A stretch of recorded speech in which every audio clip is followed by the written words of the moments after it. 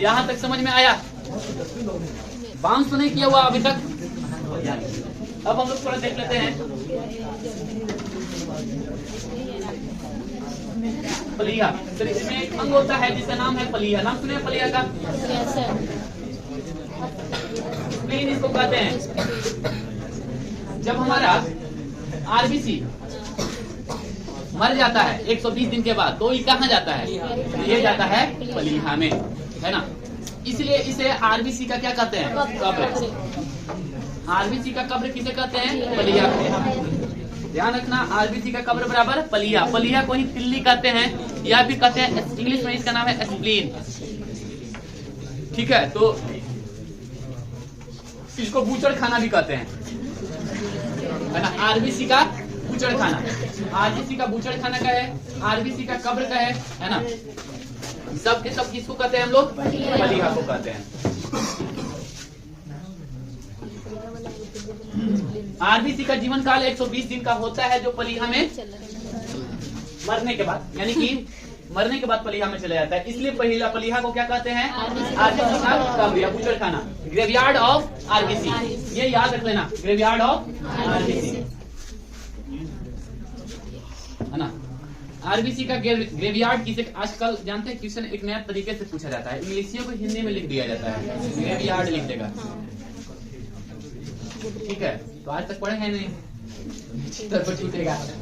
तो graveyard of RBC, यानी कि आरबीसी का ग्रेवयार्ड किसे कहते हैं? बूचड़ खाना पलिया को कहते हैं। तिल्ली कहाँ होती है? बस इसके यहाँ पे होती है, इधर पीछे की ओर होती है, इधर।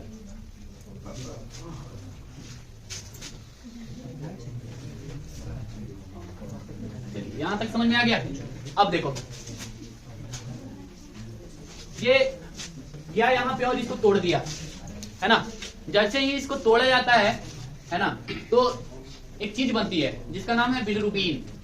बिलिरुबिन नाम सुने हैं आप लोग? तो जब आरबीसी टूटता है तो क्या बनता है?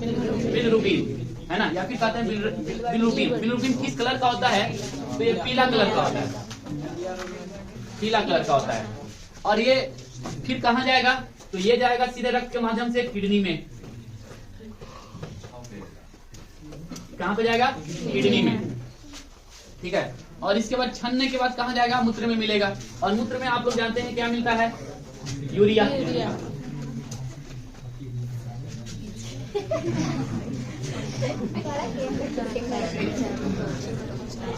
ठीक है, यूरिया।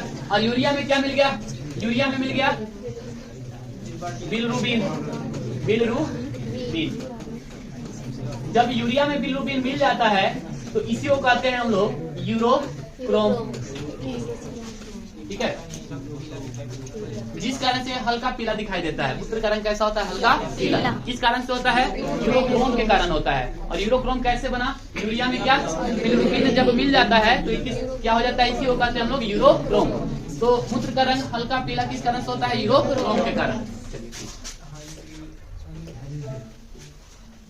चलिए आगे देख लेते हैं। आरबीसी के नष्ट होने से बिलिरुबिन बनता है, जो पीला रंग का होता है, जो हमारे किडनी में पहुंचता है, जहाँ हम मूत्र में उपस्थित यूरिया के साथ मिल जाता है, जिसे संयुक्त रूप से क्या कहते हैं? यूरोक्रोम। यूरोक्रोम के कारण ही मूत्र का रंग हल्का पीला होता है। पलिया को स्प्लीन या तिल्ली भी कहते हैं। ठीक है, अगला है इरेथ्रोपोइटिक अंग। अच्छा, पोइटिक का मतलब क्या होता है? फॉर्मेशन करना। पायोटिक का मतलब क्या होता है? फॉर्मेशन करना। पायोटिक लिखवाए होंगे ऊपर, पायोसिस से ही बना है पायोटिक।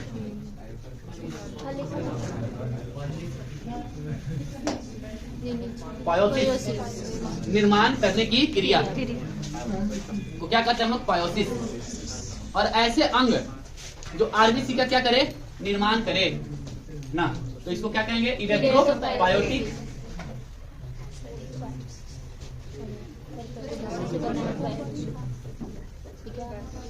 इरेथ्रोपोइटिक अंग, ऐसे अंग जो आरबीसी का निर्माण करते हैं। तो सवाल है कि आरबीसी का निर्माण होता कहाँ है ना। तो बच्चा जब भ्रूण अवस्था में होता है माँ के गर्भ में, आरबीसी उसी समय से बनना शुरू हो जाता है। ऐसा नहीं है कि जन्म के बाद आरबीसी बनता है, यानी कि माँ के गर्भ के अंदर ही रहेगा वहीं से आरबीसी का बनना शुरू है ना। और एक अंग है जिसका नाम है योगसेक, योगसेक अवस्था से बनना शुरू, ठीक है। तो जब बच्चा माँ के गर्भ में होता है तो योगसेक में आरबीसी का निर्माण होता है।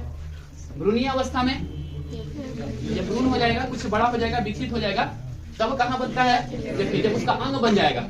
योगसेक में अभी अंग बना नहीं है, तो योगसेक में। फिर भ्रूणीय अवस्था में कहाँ बनेगा, यकृत में या फिर पलीहा में।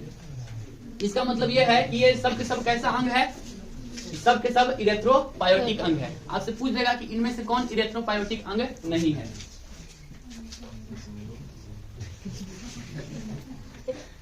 तो इरेथ्रोपायोटिक अंग कौन कौन है, तो इरेथ्रोपायोटिक अंग योगसेक हो गया, यकृत हो गया, पलीहा हो गया, और एक लाल अस्थि मज्जा। जब उसका बर्थ हो जाता है तो जन्म के बाद जब भी बनेगा तो कहाँ बनेगा, लाल अस्थि मज्जा में बनेगा। यानी कि आप कह सकते हैं कि जब बच्चा भ्रूणीय अवस्था में होता है तो आरबीसी कहाँ बनता है, तो आरबीसी बनता है यकृत में बनता है या फिर पलीहा में बनता है। क्लियर है ना। तो यकृत ही देता है। भ्रूणीय अवस्था में आरबीसी का निर्माण कहाँ होता है, यकृत में होता है। यकृत नहीं दिया होगा तो तिल्ली देगा, यानी कि पलीहा देगा। बताइए क्लियर। इरेथ्रोपायोटिक अंग बताइए कौन हो गया, इरेथ्रोपायोटिक अंग बताइए कौन कौन हो गया, ये हो गया योगसेक, लाल अस्थि मज्जा। यानी कि आफ्टर बर्थ है ना, ब्लड का फॉर्मेशन कहाँ होता है, आफ्टर बर्थ है कहाँ होता है, लाल अस्थि मज्जा में ही होता है। ठीक है, यहाँ तक बता दिए हैं। अब देखिए पलीहा का एक और काम। पलीहा जो है, कभी कभी क्या होता है आपके शरीर में आरबीसी की संख्या ज्यादा मात्रा में बन जाती है। ज्यादा मात्रा में जब आरबीसी बन जाती है, लेकिन शरीर को कितना चाहिए, मात्र 50 लाख चाहिए, 45 से 50 लाख चाहिए, है ना, प्रति ml ब्लड। अब इससे अगर ज्यादा मात्रा में अगर हो गया तो ये कहीं जाकर स्टोर हो जाती है। जैसे एक पे एक एक्सीडेंट होता है तो हमारा ब्लड निकलने लगता है, ठीक है। तो ऐसी स्थिति में अगर शरीर जो है स्टोर करके नहीं रखेगी तो शरीर में इसकी कमी हो जाएगी, खून की कमी हो जाएगी, ठीक है। जैसे हल्का फुल्का कट गया तो ब्लड निकल जाता है ना, तो उसकी पूर्ति कौन करता है, तो स्प्लीन करती है। वो जितने ज्यादा मात्रा में आरबीसी बनती है, स्प्लीन जाके क्या हो जाती है, स्टोर हो जाती है। यहाँ पे होता है स्प्लीन, ठीक है, तिल्ली इसको कहते हैं। तो जैसे ही आपका एक्सीडेंट हुआ, हल्का फुल्का ब्लड निकला, है ना, तो उस ब्लड की पूर्ति को कौन करता है, स्प्लीन कर देता है। बताइए समझ में आ गया ये चीज। इसलिए स्प्लीन को क्या कहते हैं, ब्लड बैंक भी कहते हैं। तो बुचड़खाना भी किसको कहेंगे, स्प्लीन को ही कहेंगे। ब्लड बैंक भी किसको कहेंगे, स्प्लीन को कहते हैं। स्प्लीन क्या है, इरेथ्रोपोइटिक अंग भी है, इरेथ्रोपोइटिक अंग भी है स्प्लीन। यकृत भी है इरेथ्रोपोइटिक अंग। और कौन है इरेथ्रोपोइटिक अंग में, पलीहा तो है, लाल अस्थि मज्जा भी इरेथ्रोपोइटिक अंग है। तो स्प्लीन के बारे में बता दीजिए क्या क्या है स्प्लीन। पहला बुचड़खाना, बुचड़खाना मतलब आरबीसी का कब्र। और ब्लड बैंक भी क्या है, ब्लड बैंक मतलब जहाँ पे ब्लड जो है स्टोर करके रखा जाता है ना, तो स्प्लीन ही है। इसके अलावे स्प्लीन जो है इरेथ्रोपोइटिक अंग भी है, ठीक है। अब थोड़ा सा किडनी के बारे में देख लीजिएगा, है ना। तो ऐसे किडनी पढ़ाएंगे तो ये सब तो बताएंगे ही, लेकिन आप फिलहाल देख लीजिए। किडनी एक विशेष प्रकार का हार्मोन निकालता है, इसका नाम है इरेथ्रोपायोटिन हार्मोन। अच्छा, नाम से क्या चलता है, इरेथ्रो मतलब लाल, पायोटिन मतलब निर्माण करने की प्रोसेस से संबंधित कुछ मीनिंग निकलेगा। तो ऐसा हार्मोन जो आरबीसी के निर्माण की प्रोसेस को क्या करे, प्रेरित करे।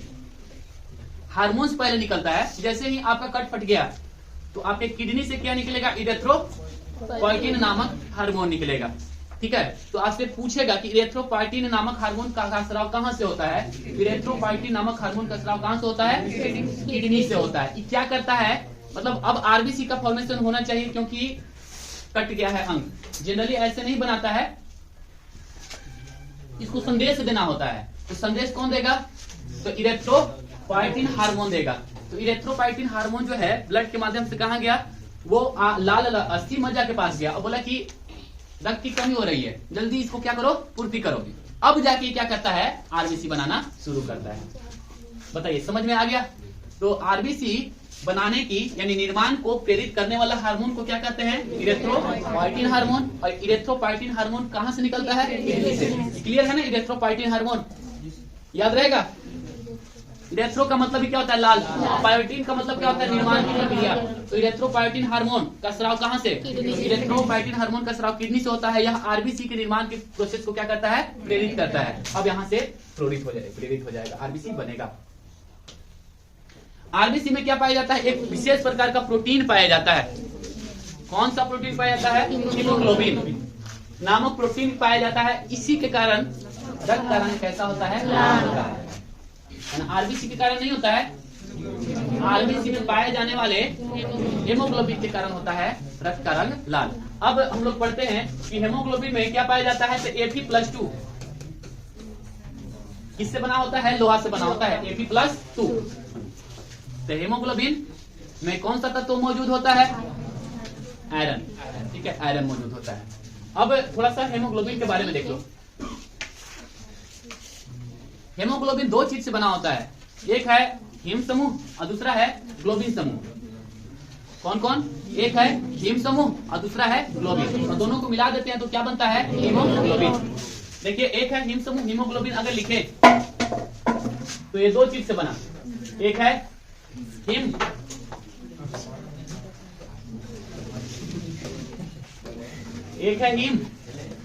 हीम समूह और दूसरा है ग्लोबिन। दो चीज से बनता है। ये बना आपका हीमोग्लोबिन।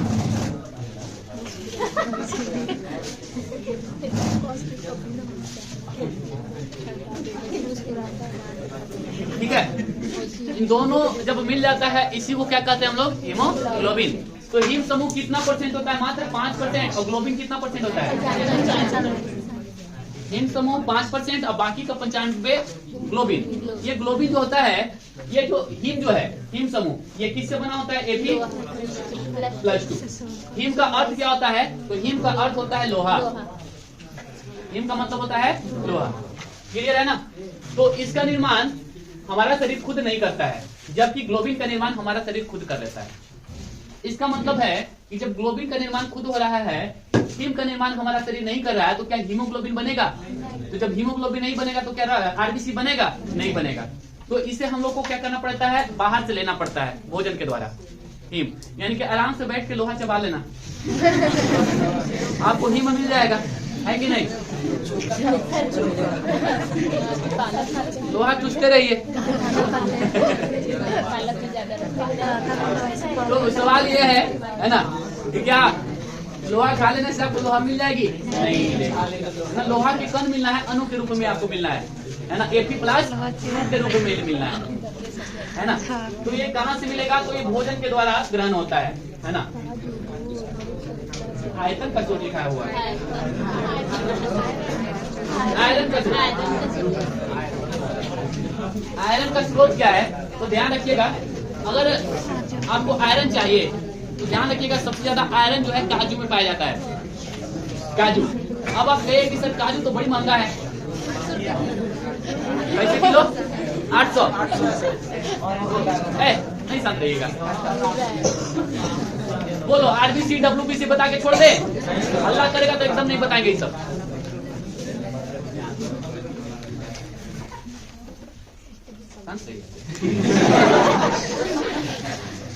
देखिए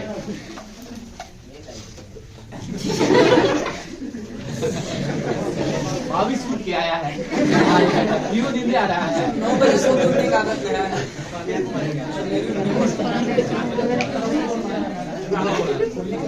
देखिए, तो अब सवाल है कि जब ग्लोबिन तो बन गया, ग्लोबिन क्या है? एक प्रकार का प्रोटीन होता है, इसलिए हीमोग्लोबिन में क्या कहा जाता है? एक विशेष प्रकार का प्रोटीन। ठीक है, दिखा भी रहे हैं, डायग्राम में दिखा रहे हैं कि हीमोग्लोबिन कैसा होता है। ठीक है, तो ग्लोबिन का निर्माण हमारा शरीर खुद कर लेता है। अगर हीम बन जाए, हमारे शरीर में ग्रहण हो जाए, किसके द्वारा होता है? भोजन के द्वारा। भोजन के द्वारा ग्रहण होगा। तो किसमें सबसे ज्यादा मात्रा में पाया जाता है? हरी पत्तेदार सब्जियां में तो होता ही है, लेकिन इतना भी नहीं होता है कि इसको पूर्ति कर दे। तो हरी पत्तेदार सब्जियां ठीक है, पालक वगैरह आप खा लेते हैं, ठीक है, लोहा मिल जाएगा। ठीक है। तो सबसे अधिक मात्रा में तो जितने भी ड्राई फ्रूट हैं उसमें पाया जाता है खूब ज्यादा मात्रा में। आप जैसे खजूर देख लीजिए, है ना, उसमें बहुत ज्यादा मात्रा में पाया जाता है। इसमें सबसे अधिक मात्रा में काजू में याद रखना, काजू में सबसे ज्यादा मात्रा में पाया जाता है।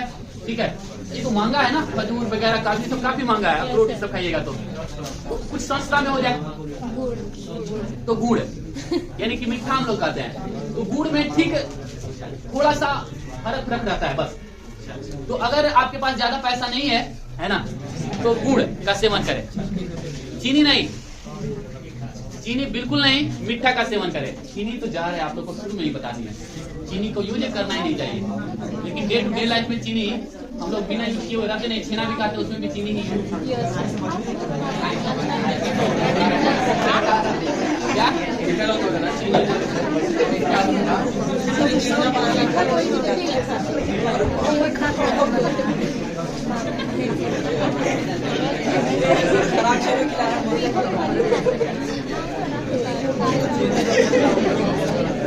आप लोग का कार्यक्रम समाप्त हो गया, आगे चले।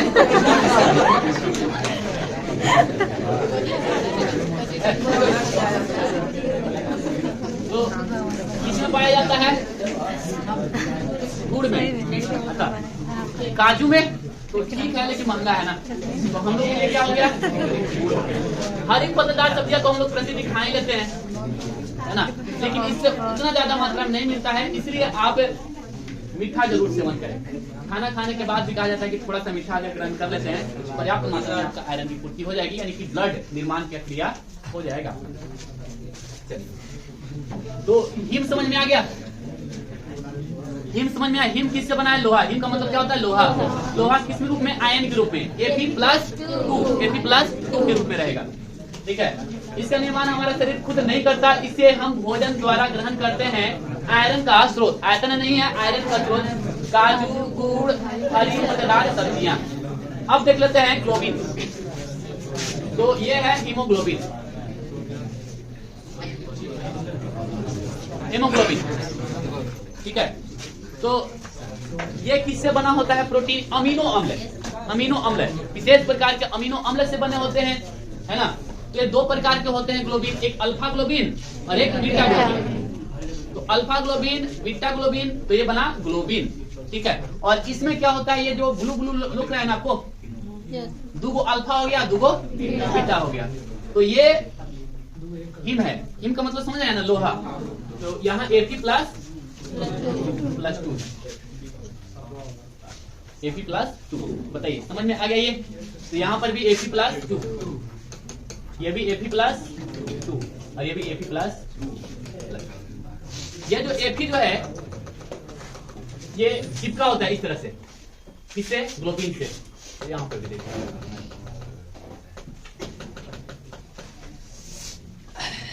इस तरह से चिपका होता है, ठीक है, इस तरह से चिपका हुआ है।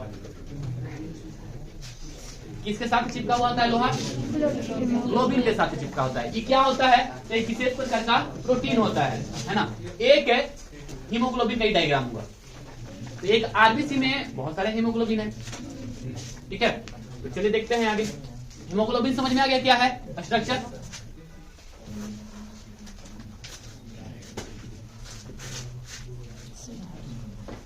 ग्लोबिन समूह कितना?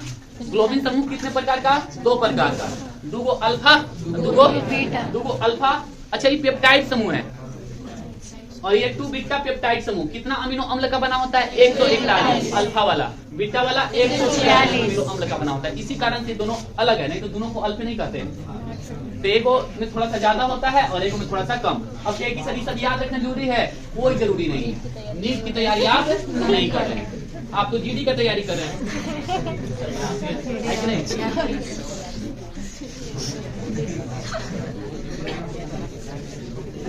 एक में कितना पाया जाता है? 141 और एक में कितना पाया जाता है? 146 अमीनो अम्ल। समझ रहे हैं ना? तो अमीनो अम्ल का बना होता है ना। ग्लोबिन का निर्माण हमारा शरीर खुद कर लेता है। ग्लोबिन भी एक प्रकार का क्या है? प्रोटीन ही हो गया। सॉरी, ग्लोबिन तो है ही प्रोटीन, तो हीमोग्लोबिन भी क्या हो गया? एक प्रकार का प्रोटीन हो गया। पेप्टाइड श्रृंखला में हिम समूह द्वारा ससुनिलक बंधन से क्या होता है? तो पेप्टाइड है श्रृंखला, देखिए अभी बनाए थे इस तरह से, 1 2 3 2 अल्फा हो गया, पीछा दीक्षु होता है दोनों, 2 बीटा हो गया। और इसी में क्या होता है, लोहा इस तरह से चिपका हुआ होता है। और कैसे बंधन, किस बंधन से, संयोजक बंधन से इस पे चिपका होता है ऐसे।